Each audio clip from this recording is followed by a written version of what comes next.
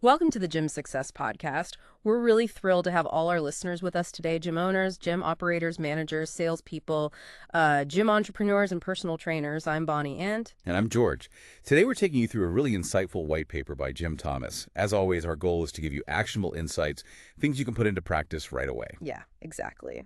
Today we're diving into this paper from Jim Thomas called Turn Slow Times into Moneymakers, Optimizing Midday and Off-Peak Hours for Gym Profitability. And, Jim really cuts right to the chase. He challenges this common idea. A really costly one, actually. Right, that so many independent gym owners, boutique studios, even personal trainers, they look at those midday hours, those off-peak times, and just see, well, dead zones. Quick. Quiet, empty, unproductive. And Jim Thomas is pretty emphatic about this. He says that view is, frankly, outdated and costly. He lays down this fundamental truth. Every single empty hour in your gym is a missed revenue opportunity. It's not just quiet time. It's dormant potential. It really is like finding hidden money, isn't it? The promise here, and what we're going to unpack, is that if you use the right strategy, get a bit creative, and have some structure, those slow times can actually become incredibly valuable. They can build your brand, build community. Become real assets. Exactly. So, our mission for you today is pretty clear.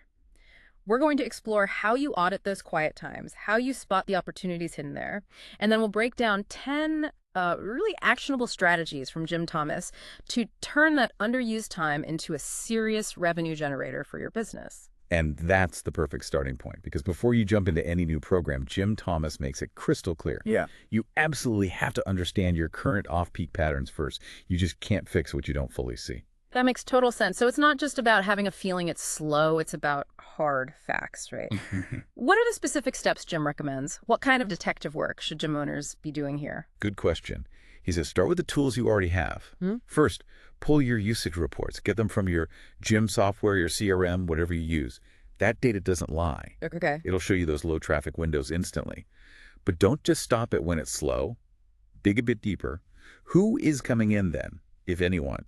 What equipment is just sitting there unused? That gives you a much richer picture. Ah, so it's about seeing the idle potential, not just empty space. Like the equipment, the few people who are there. Right. Framing it that way is powerful. What else? Next, take a hard look at your payroll schedules. Are you paying staff during those low times when maybe they aren't needed, or could they be doing something else? Is that labor cost actually justified? Efficiency. Exactly. Are they doing admin, content creation, or just waiting? That hits the bottom line directly. And third, and this is really key for targeting, understand your local demographic rhythms. What do you mean by rhythms? Think about your specific community. When are the local schools in session? Parent drop-off, pickup times. What are the typical business hours nearby? And importantly, when are those common lunch breaks? Got it. So knowing when people around you are actually free helps you match programs to real availability. It's not just filling time randomly, but strategically. Precisely. Once you know the real dead zones, you can target them effectively. No more guesswork. Okay, so that data foundation is key. It's the bedrock. Without it, you're just throwing spaghetti at the wall, hoping something sticks. Right. Okay, so now for the exciting part, the how. Jim Thomas gives us 10 distinct strategies.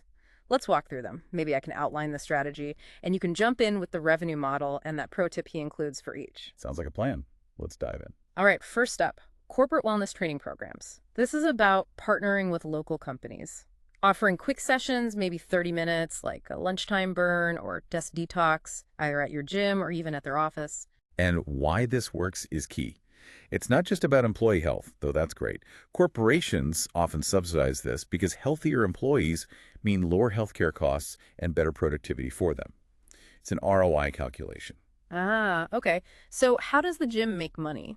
Flexible models. You could charge per head, set up monthly retainers with companies, or offer team training packages. The pro tip from Jim is schedule these right in that lunch window, say 11:30 a.m. to 1:30 p.m. And think about an upsell like offering post-class smoothies or healthy lunches right there. Convenience wins. Smart. Okay, sticking with daytime demographics, strategy 2 is older adult functional fitness classes. We're talking low-impact stuff.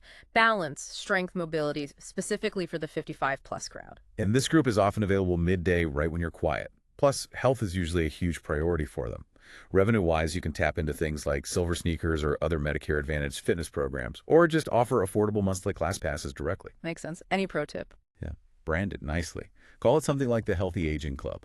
It builds community, makes it feel like more than just a class, and encourages consistency. Community is always powerful. Okay, third, kid-focused fitness programs. This could be mid-morning PE for homeschoolers, after-school sports conditioning, maybe weekend mini camps. This works because, let's face it, parents are always looking for healthy, structured things for their kids to do instead of screen time. It fills a real need.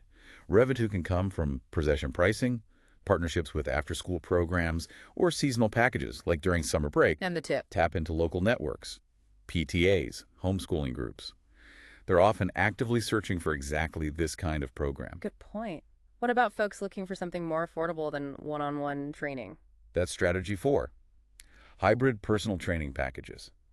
Basically, small group personal training, but offered during those off-peak times at a lower price point. That people get coaching, but share the cost. Exactly.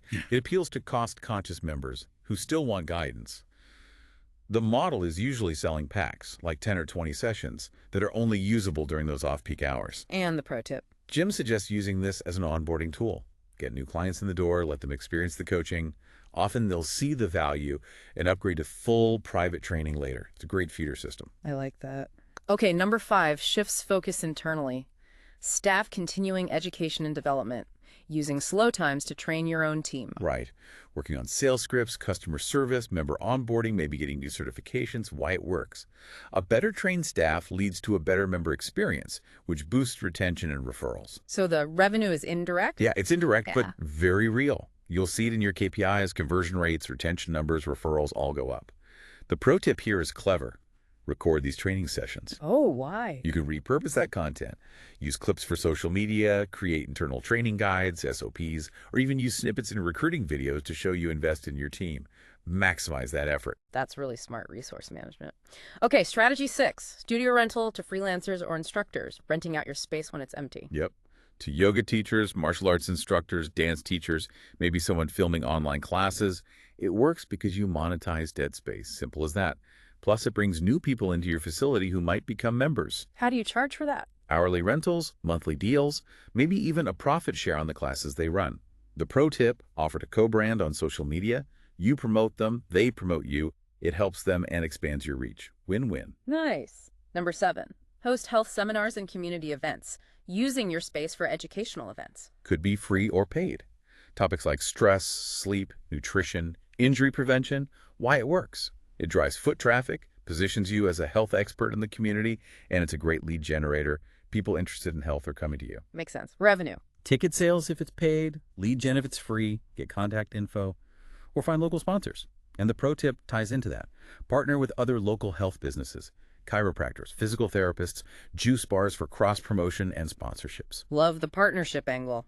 Okay, number 8, content creation and marketing time, using downtime to make your own marketing materials. Exactly. Filming workout tips, member testimonials, facility tours, doing live Q&As.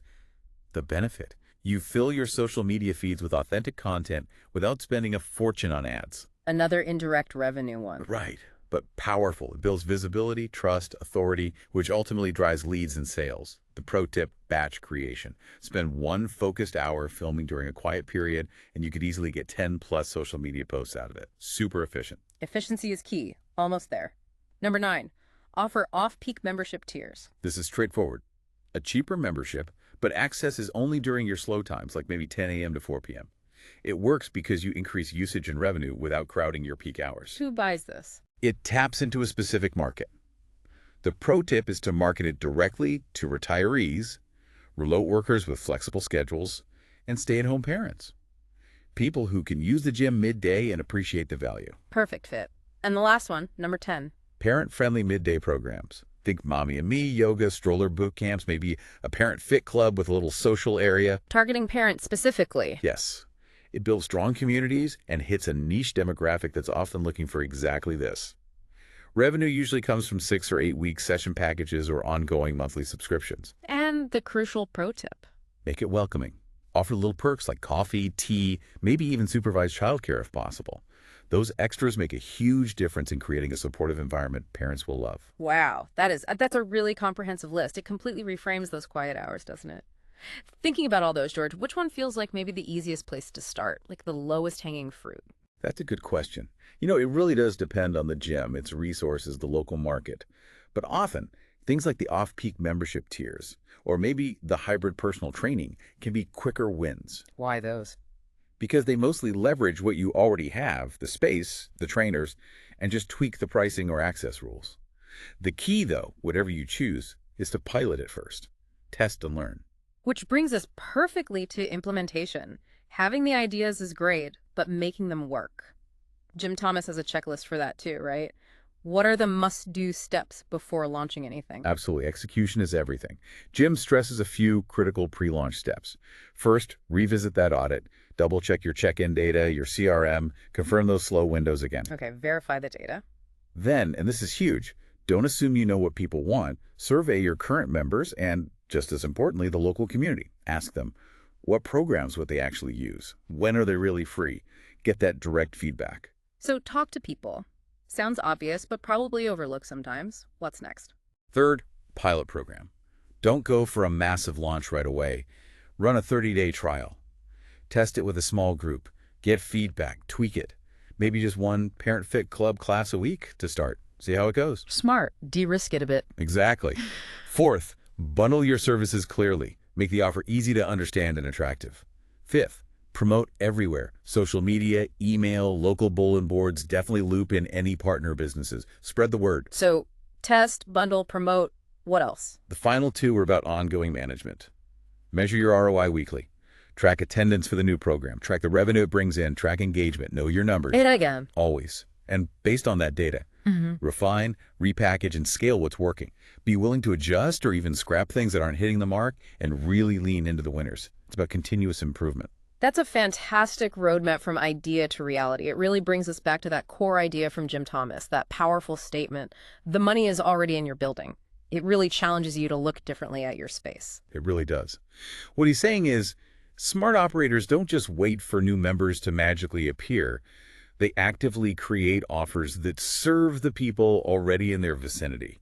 People who maybe don't fit the traditional peak hour mold but need the right timing or the right program format. So it's about meeting existing needs in the community just at different times or in different ways, whether it's that lunchtime corporate class or the retiree fitness group or the parent program. Those quiet hours stop being a problem and become A competitive advantage. Yeah. A way to serve more people, build more community, and yes, generate more revenue.